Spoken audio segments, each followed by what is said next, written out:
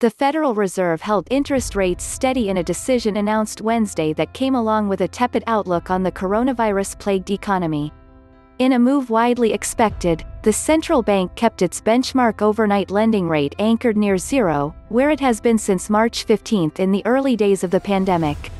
Along with keeping rates low, the Federal Open Market Committee, which sets monetary policy, expressed its commitment to maintain its bond purchases and the array of lending and liquidity programs also associated with the virus response.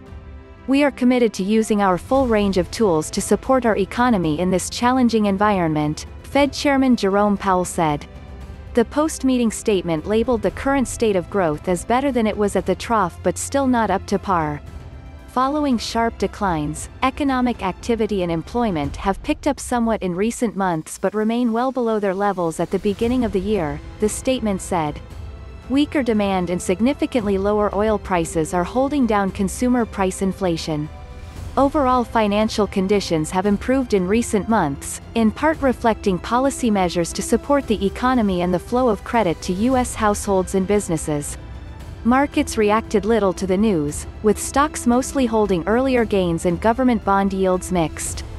In short, this is a holding operation, pending developments with both the virus itself and fiscal policy, said Ian Shepherdson, chief economist at Pantheon Macroeconomics. Officially, the FOMC kept its rate targeted in a range between 0% minus 0.25%, where it last was during the Great Recession. The statement said the rate would stay there until officials are confident that the economy has weathered recent events and is on track to achieve its maximum employment and price stability goals. However, the committee did not provide any further indications of what it would take to change rates. Markets have been looking for enhanced, forward guidance, to indicate what unemployment and inflation metrics might trigger a change. Wall Street anticipates no changes and even is pricing in a chance of slightly negative rates ahead. The path of the economy will depend significantly on the course of the virus, the statement said. It's just such an important sentence, we decided it needed to be in our post-meeting statement, Powell added during his post-meeting news conference. It's so fundamental.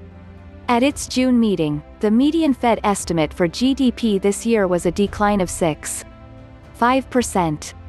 Central bankers expect growth to improve to 5% in 2021 and 3.5% in 2022.